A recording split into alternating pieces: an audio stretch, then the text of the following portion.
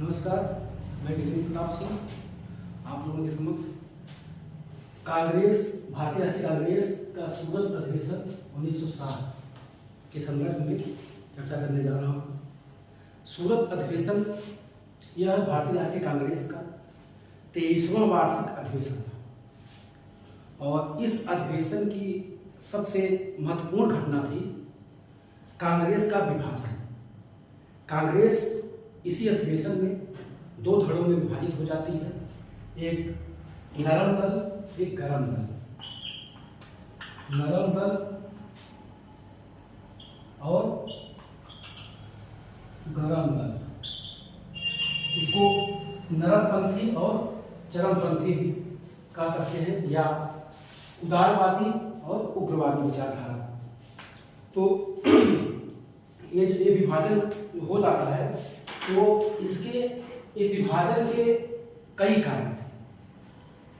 उन कारणों में प्रमुख 3 कारण हैं, उन पर हम आइए चर्चा कर लेते हैं।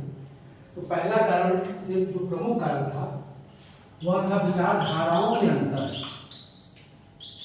विचारधाराओं में अंतर।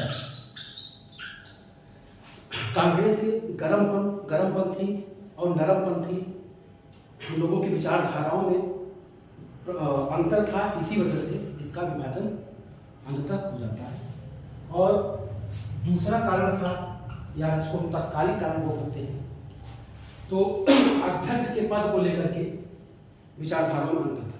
जैसे गरमपंथी लोग लाल लाजपत राय या बाल गंगाधर तिलक को अध्यक्ष बनाना चाहते थे, और वहीं पे नरमपंथी लोग रास बिहारी बोस को अध्यक्ष बनाना चाहते थे, और अंततः रास बिहारी बोस अध्यक्ष पद पर चयनित हो जाते हैं।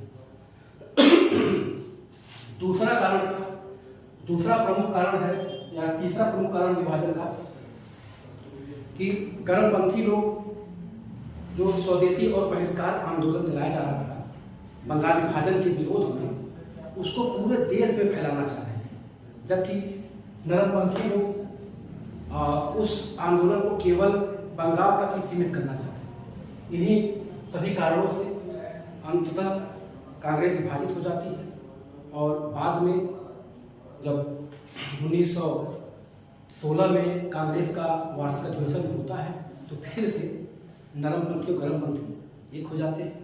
तो अब इसके आगे चर्चा हम बाद में करते हैं। धन्यवाद।